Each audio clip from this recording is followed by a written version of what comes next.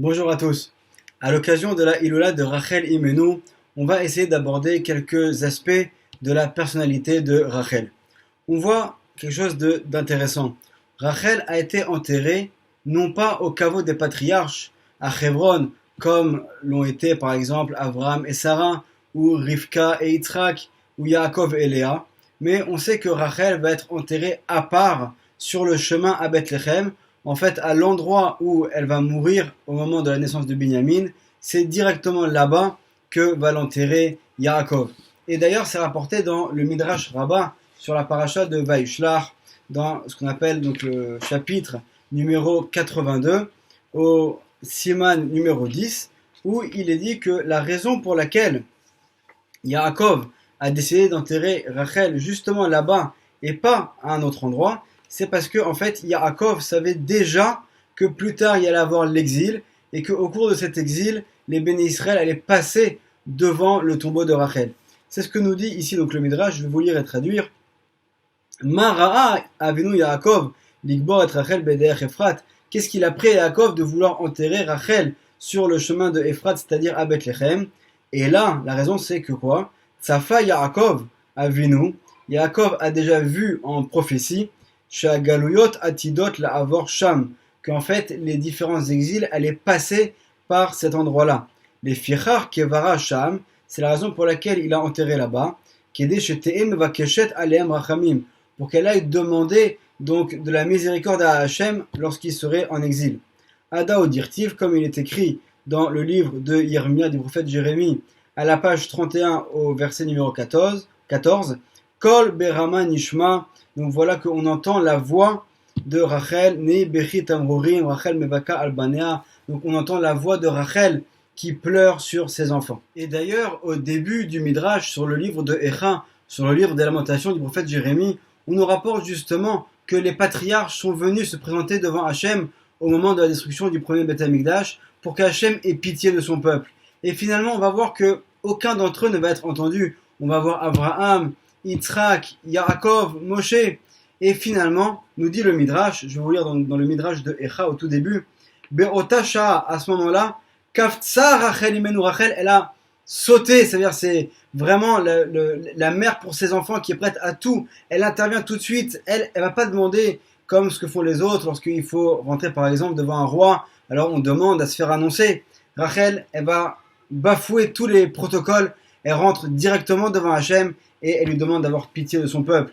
Elle est rentrée donc devant l'Ifna Kadosh Baruch Hu ve'amra et dit à Hachem, Ribono shel olam, maître de l'univers, Galouy lefanecha, tu sais bien, chez Yaakov avdecha, Avani avayetera, que Yaakov a été celui qui m'a le plus aimé à moi.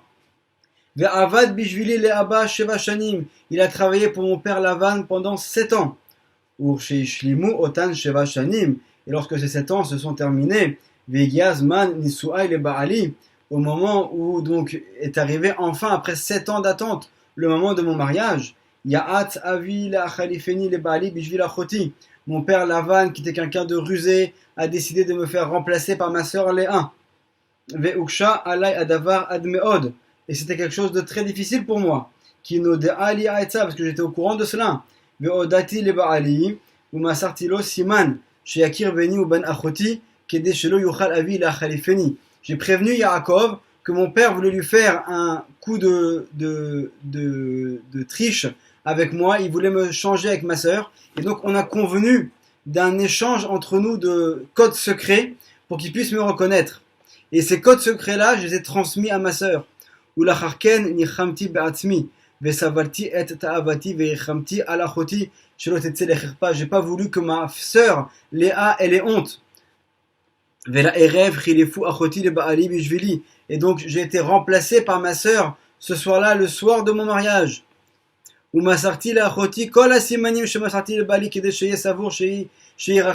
donc j'ai transmis à ma sœur tous les secrets, les codes secrets que j'avais convenus avec mon futur mari pour qu'il puisse me reconnaître. J'ai tout donné à ma sœur pour qu'il croie que ma sœur c'est moi et qu'il ne lui fasse pas honte. Velo od, et là je nirnasti tachat amita, shaya shochev imachoti, ve'em daber ima. Et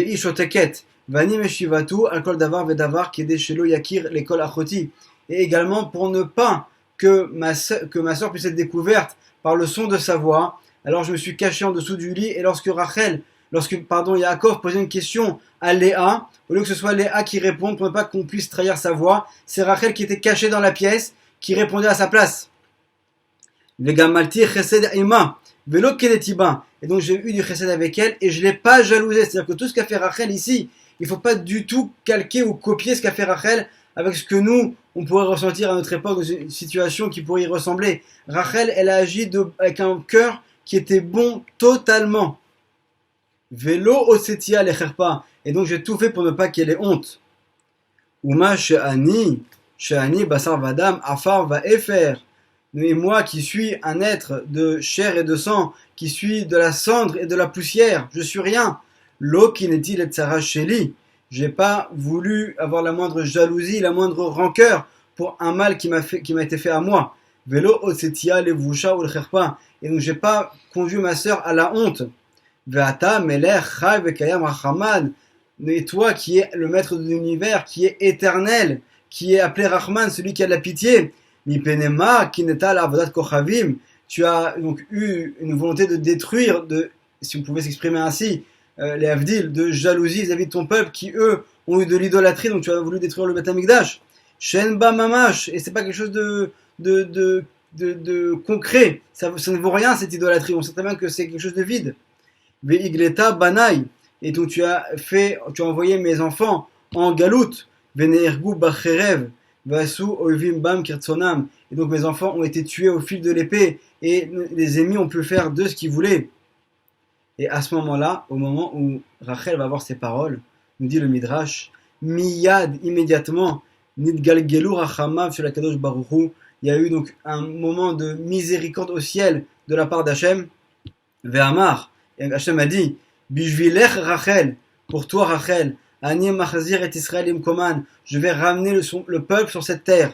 Ada Odirtiv, comme il est dit dans le livre de Yermia, au chapitre 31, verset 14, Ko amar Adonai, Kol berama nishma, nehi beichi tamrurim, Rachel mevaka albanea, me'ana leinachem albanea qui est nenu. Urtiv, et comme c'est écrit ensuite dans le verset suivant, Ko amar Adonai, mina'i koler mi bechi ve'enaich min dim'a, kiesh sachar le peulater. Dis Hachem à Rachel, arrête de pleurer Rachel.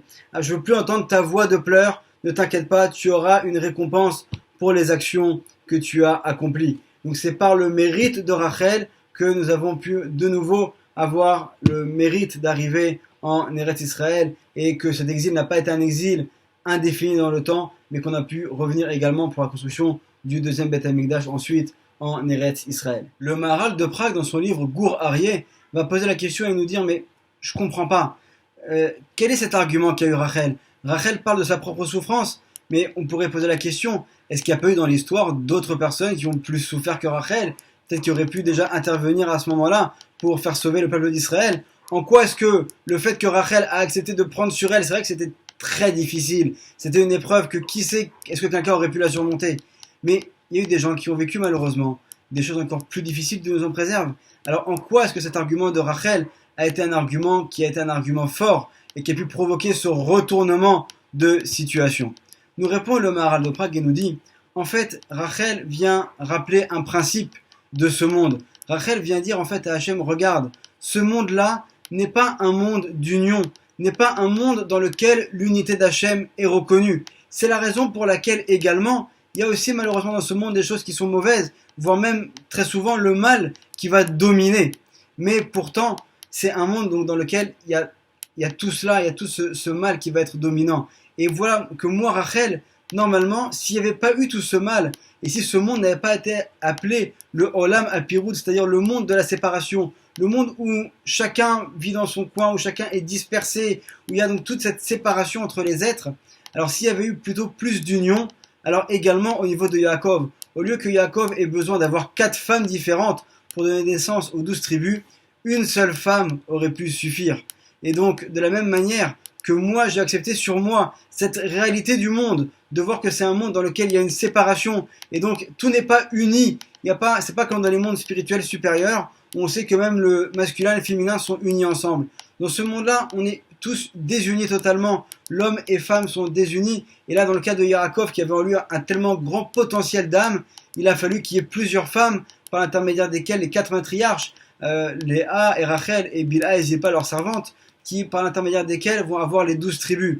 Donc dit Rachel, de la même manière que moi, j'ai accepté cette réalité que toi tu as créé, Hachem, de ce monde-là, qui est un monde dans lequel il y a le mal qui est dominant, un monde dans lequel il y a cette séparation, il n'y a pas d'unité. Alors également, je te demande à toi aussi d'accepter cela, qu'il n'y a pas cette unité également, si on pouvait s'exprimer ainsi, te concernant Hachem. Et de la même manière que notre peuple n'a pas à ce moment-là accepté l'unité d'Hachem et a plutôt été polythéiste et a été faire de l'idolâtrie et servir d'autres dieux, alors Hachem, de la même manière que moi j'ai accepté cette division, alors toi aussi accepte-la, remets-la également dans son contexte, et c'était également la volonté d'Hachem que nous soyons dans ce monde de division, pour que ce soit justement dans ce monde-là que nous arrivions à le servir, et que dans ce monde qui est un monde où tout est éparpillé, et on l'a mentionné à maintes reprises, que dans ce monde il y a des étincelles de sainteté qui sont éparpillées de partout, alors on va réussir nous, dans cet endroit où tout est éparpillé, où tout est divisé, dans ce monde de la division, de la discorde, on va réussir nous à être un peuple qui est un peuple de paix, un peuple qui va réussir à réunir, à ramasser ces étincelles de sainteté et à les réunir et les faire remonter à leur source, où là-haut c'est une source d'unité. Donc on voit que l'argument de Rachel, c'est pas juste un argument enfantin de dire regarde moi j'ai souffert alors toi aussi accepte de souffrir, chas v'chalila, de penser une chose pareille de Rachel Imenu. Rachel dit regarde Hachem, il y a une réalité, cette réalité c'est à cause de cela que nos enfants ont fauté et donc il faut maintenant leur pardonner. C'est la raison pour laquelle également Rachel, c'est elle-même qui voulait aussi être enterrée sur le chemin pour être proche de ses enfants, pour pouvoir ensuite lorsqu'ils seraient en exil aller et prier pour eux. Et on voit donc que Rachel d'un côté va représenter finalement cet argument qui est l'argument de la désunion pour justifier le pardon du peuple d'Israël, mais également Rachel, elle va aussi représenter l'union du peuple d'Israël. Et c'est ce qu'on voit que dans plusieurs endroits, nous sommes appelés en tant que béné Israël, nous sommes appelés au nom des enfants de Rachel de manière spécifique.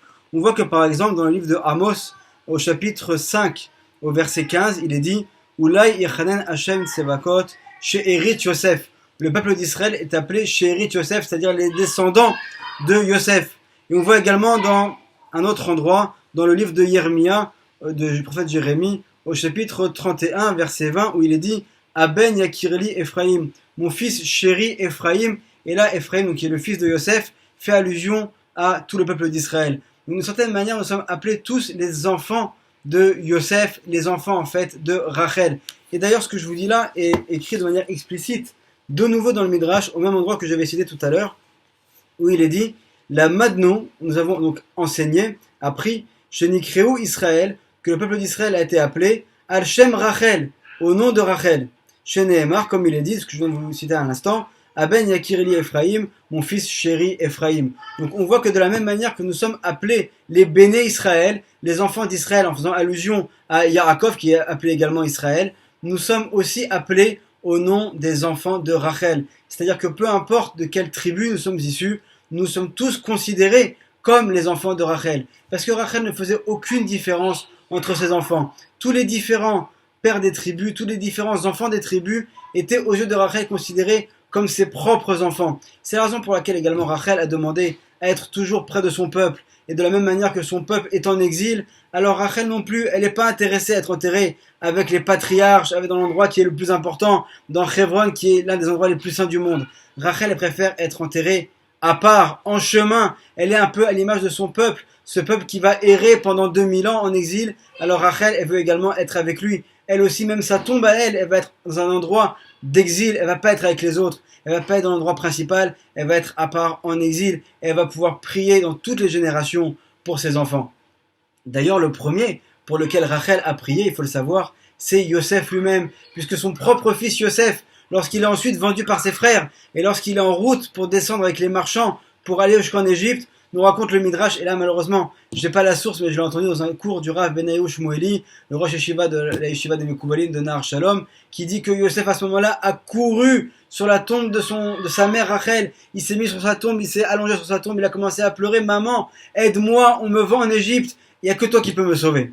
Et donc Rachel déjà a intercédé pour son propre fils Yosef. Elle a fait ensuite, au moment de la destruction du Beth Amikdash, et en fait à chacune des époques, Rachel s'est levée pour demander à Hachem d'avoir pitié de nous. Donc on voit ici cette force qu'il y a dans Rachel, à la fois Rachel qui va représenter le côté de ce monde-là, de la désunion, de l'exil, mais également elle va aussi exprimer la finalité, qui est l'union, qui est le fait que finalement Rachel, c'est vrai qu'il y a plusieurs matriarches, mais c'est elle qui centralise tout, c'est elle qui est comme la maman de nous tous. C'est la raison d'ailleurs pour laquelle, lorsqu'on veut être protégé du Aïn Hara, qu'est-ce qu'on dit sur nous-mêmes? On dit il y a une phrase en araméen, nous enseigne le Ben Ishra dans son livre La Shon Chachamim, qui a une phrase qu'il faut dire, qui est une phrase dans laquelle on dit nous sommes des descendants de Yosef. Mais qui sait si nous sommes des descendants de Yosef? Est-ce que l'un d'entre nous, la plupart d'entre nous, ne savons pas de quelle tribu nous descendons? Mais nous sommes tous considérés comme étant les descendants de Yosef, parce qu'en fait nous sommes tous considérés comme étant les descendants de sa mère Rachel. Rachel Imenu, qui est cette maman qui prie pour nous. Elle a prié pour nous également au moment de la Shoah, pour ne pas que les nazis puissent rentrer en Eretz Israël, comme le rapporte le Rav Yehuda Ftaya. Et donc maintenant, en particulier dans l'époque que nous vivons actuellement, on va demander à Rachel de nouveau de prier pour nous, pour qu'Hachem ait pitié de son peuple, pour qu'il dise stop à tous les malheurs que vit le peuple d'Israël, pour que nous puissions avoir le mérite enfin d'être tous réunis, que nos familles soient réunies en Eretz Israël, qu'Hachem envoie la Refoua Shema, le bon établissement à tous les malades du peuple d'Israël, et que nous puissions, par le mérite de Rachel, avoir la délivrance finale. Bimera, Beyamenu ou Berachamim. Amen ve Amen.